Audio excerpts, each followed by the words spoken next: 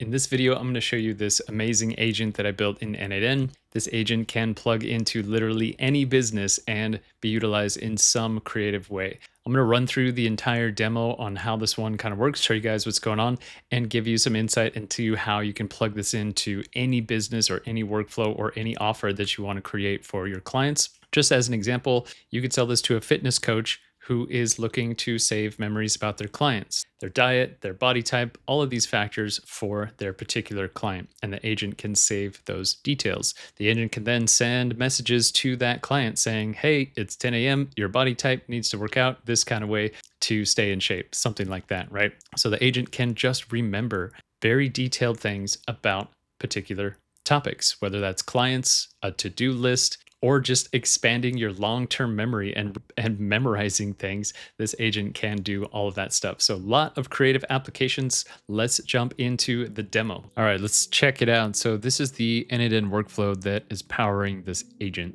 And it's set up very simply for now, just receiving input from a chat node, the chat trigger node right here. It gets passed on to OpenAI to process the data. We've got two agents actually processing the data before it goes into the AI agent node over here to respond to the user, right? So lots of data processing happening before we're actually checking the database and sending a user back the response they're looking for. Okay, very simple when you break it down. Two agents. I have all of this stuff up in the school community. If you want to copy these prompts, you can find them in my school community. Check it out in the link down below. But what is actually happening is if we take a look at this agent right here, the very first one, and I haven't named it, we can just name it analyze input, something like that. This agent is going to take the input and decide what is actually inside of this input. All right, so we have the route. We need to head down the processing route, the input type. This is a statement, and the routing that needs to happen here. We need to store this memory, right? We can pass this one straight on to storing the actual memory that is being passed on. And if we take a look at what I sent through for this test run, this is the input I sent in. I have an accelerator called 7-Day Automation Bootcamp. That is a very simple fact, and that is the data that's being analyzed right here. That is a statement, that is a memory that needs to be saved. The agent adds a title to that memory if that is something that needs to be saved. We have a confidence score and a rationale on how it made these decisions. It says right here, the message is an informative statement about an accelerator without a specific action or question. So very informative statement that is a quote unquote memory coming through. So this agent analyzes the input. I'm going to slide on down to the next agent. This one will process the input. Okay, a little bit different actions going on here. I could name these a little bit differently just to be more clear, but the naming here isn't a huge deal. But what this one is doing is taking in the user input again and simply passing that on with more metadata. All right, so it's going to analyze the input. That's this exact input coming through. So let's pass on the content. But what it does here is give a category. It's calling this a note, and it's coming up with deciding on new tags for this memory. All right, so if you're searching your memory database and you ever need to find, something by a tag or label, it's going to add the tags automatically. So this is processing the data and adding a little bit of metadata to those inputs. Let's slide on down to the next node. This is the first route. Again, this example, it's a very simple agent. There's a lot going on, but it is quite simple. So this is only an if statement that's handling the routing right here. So it's going to analyze what is coming in from the previous node, the analyze input node, and it's going to check the input type right here. If the input type is not a question, it's going to pass it on down and store that information. If it is a question, it's going to go down the other route and query the database. Okay, so let's zoom out, take a look. If it is not a question, it comes in here, gets processed further, gets broken down and added to the database. If it is a question, it comes over here to this agent, which is going to handle the user input seeking data, right? Asking the database something. So we have a simple memory that's going to go back to the chat, right? Be connected to the chat right here, and it's going to search the database. Okay, this agent can do other things. If we add more tools, we can definitely have it do a lot more here, but all of the data processing and upserting is being done well before we're even touching the agent that handles the conversation. All right, that is a huge factor here. Data should be organized way before the agent has to handle a massive workload. All right, makes things much simpler. Okay, so if it is a question from the user, this agent can handle it. If not, we're going to process the data down and upsert it. So let's take a look at this node. It's pretty simple. It's just passing on the data, all right, from the if node. This split out node is going to split out each record that the process user input creates. If it decides, oh, we need multiple inputs, if this was a big paragraph or a big statement and multiple inputs need to go into the database, those multiple inputs will get split out and input into Airtable right here. This route is handling the tags. We're going to search the tags. Let's jump over there and check it out in a second. I'll show you the entire Airtable base. Search the tags we already have and filter. If we have those tags already, it will remove them. And if they are new tags coming through, it will add them to the database. Cool. So let's jump over to Airtable, take a look at that side of things. Then we'll come down and take a look at the agent itself. In Airtable, right, here are the memories I loaded in while testing this particular build. Again, I have a massive iteration of this agent for myself. It's part of Isla. Isla has her own memory system that can, she can remember very different things with very different jobs in mind, very specific things. She has personal memories, work-related memories, all organized and all categorized. She can remember my to-do list items. So that being said, if you guys want to learn how to build this stuff, I have a couple options available. If you want to jump in right away, start learning automation as a complete beginner, I recommend checking out my 7-day Automation Bootcamp. Very simple, very streamlined to take you through as a beginner. It's 7 days of learning and you will build a fully functioning, fully working system that you can choose to monetize if you want. You can slap a front end on that thing and call it good.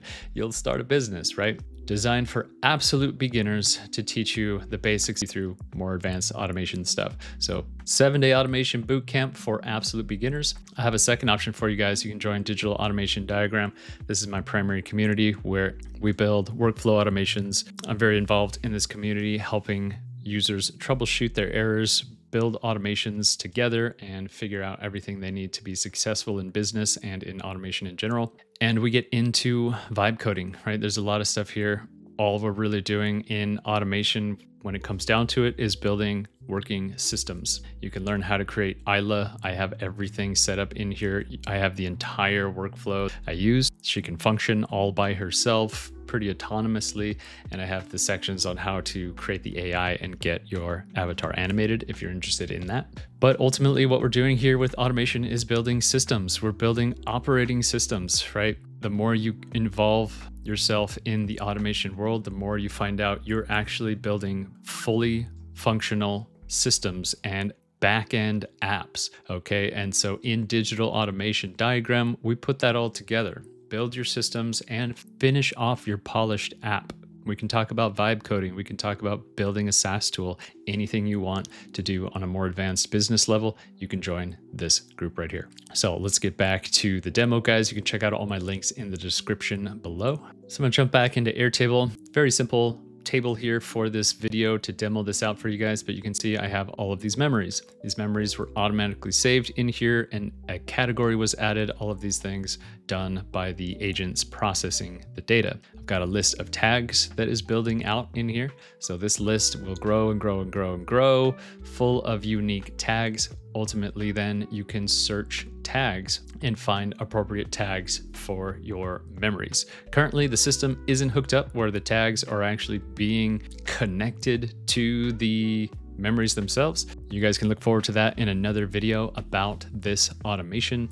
By the way, stay tuned for that. I have the step-by-step build coming out next. Step-by-step how to build this automation from scratch. So you can check that out as well. But I'll just show you real quick. Very easy to implement that on the fly. Once you know what you're doing in Airtable, it's very simple to extrapolate on your systems. So easy as that. I'll link up to my tags, add that field, and now we have the ability to add tags to our memories.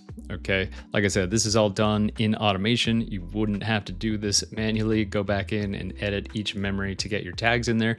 But just as an example, why we're creating the tags with the agent processing those out in the automation. Like I said, stay tuned for more videos about this agent. Pretty cool stuff. So jumping back into n8n, all that processing being done. Now, what does a question look like when it comes through into the agent? The agent's going to get a question or some kind of input where it has to search the records. So let's go ahead and do that. I'll open up the chat, and in the chat, I'll say something like, what can you tell me about the 7-day Automation Bootcamp?